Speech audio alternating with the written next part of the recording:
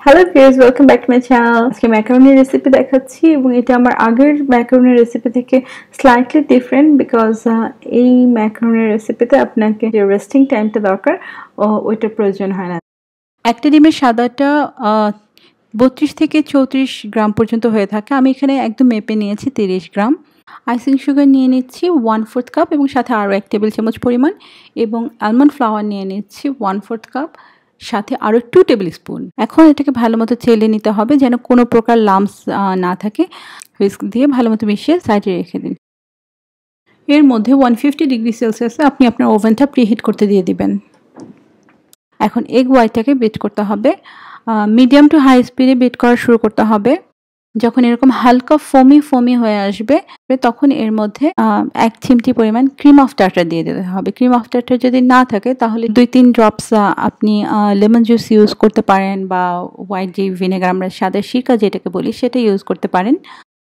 যখন এরকম soft pick হবে তখন এর সাথে আমি 3 টেবিল চামচ পরিমাণ কাস্টার্ড সুগার দেবো। কাস্টার্ড সুগার যদি না থাকে তাহলে সেক্ষেত্রে আপনারা আমাদের রেগুলার যেই সুগারটা থাকে সেটাকে জাস্ট হালকা একটু ব্লেন্ড করে ইউজ করতে পারবেন।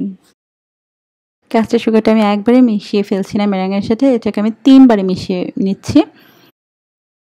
ভালোভাবে বিট করতে থাকতে হবে, হাই স্পিডে বিট করতে হবে যতক্ষণ না পর্যন্ত এটা একদম স্টিফ পিক হয়।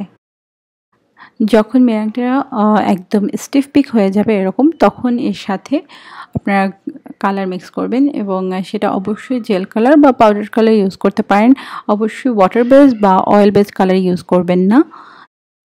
আমি এখানে সুগার ফ্লেয়ারের এক্সট্রা রেড কালারটা ইউজ করছি।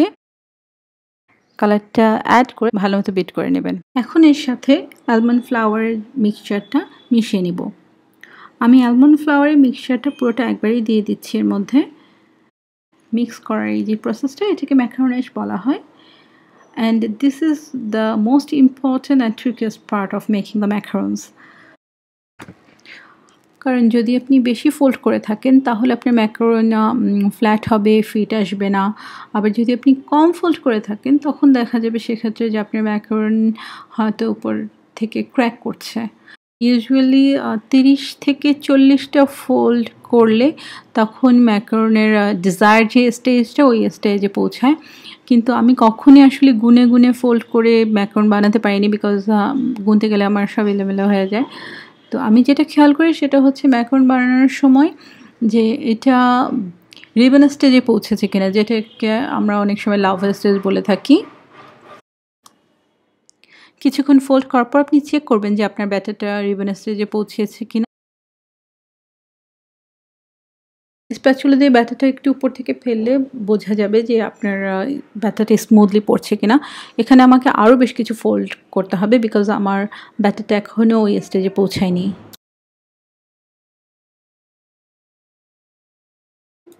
এই যে এখানে দেখুন মিক্সচারটা খুব গ্লসি হয়ে গিয়েছে, এবং এখন যখন স্প্যাচুলা থেকে একটু উপর থেকে ছাড়ছি আমি ব্যাটারটা, তখন এটা খুব সুন্দর রিবনের মতো পড়ছে। এইটাই হচ্ছে পারফেক্ট স্টেজ, এবং এরপর আর মিক্স করা যাবে না। আমি একটা পাইপিং ব্যাগে ব্যাটারটা নিয়ে নিচ্ছি। আমি এখানে বেকিং ম্যাট ইউজ করছি।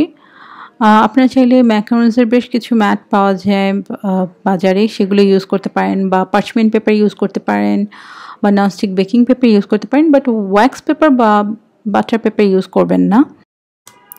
এভাবে ম্যাকারোনসগুলো ট্রেতে পাইপ করার পর এভাবে উপর থেকে কয়েকবার ফেললে এক্সেস যে এয়ার বাবলসগুলো থাকে ওগুলো বের হয়ে যাবে।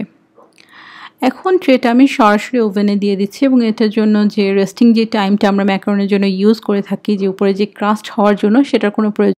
খেয়াল রাখতে হবে আপনার ওভেনটা যেন ভালো মতো প্রিহিটেড হয়, এবং ওভেনের মিড র্যাকে আপনি আপনার ট্রেটা দিয়ে দিবেন 150 ডিগ্রি সেলসিয়াসে 15 থেকে 18 মিনিটের জন্য।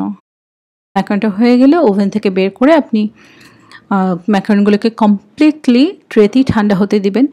যদি আপনি গরম ম্যাকারনটা আপনার বেকিং পেপার বা ম্যাট থেকে উঠাতে চান তখন এটা স্টিক হয়ে লেগে যাবে এবং আপনার ম্যাকারন ভেঙে যাবে, এটা আপনার ম্যাট থেকে বা পেপার থেকে উঠবে না। তো যখন ম্যাকারনটা কমপ্লিটলি ঠান্ডা হয়ে যাবে তখন এটা ইজিলি আপনার বেকিং পেপার বা বেকিং ম্যাট থেকে উঠে আসবে।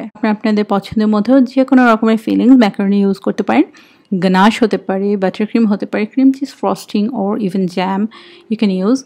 আমি এখানে buttercream ইউজ করছি এবং আমি আমার কেকটাকে ম্যাকারন দিয়ে সুন্দর করে ডেকোরেট করে নিচ্ছি। If you like my video, then please do subscribe. Thank you.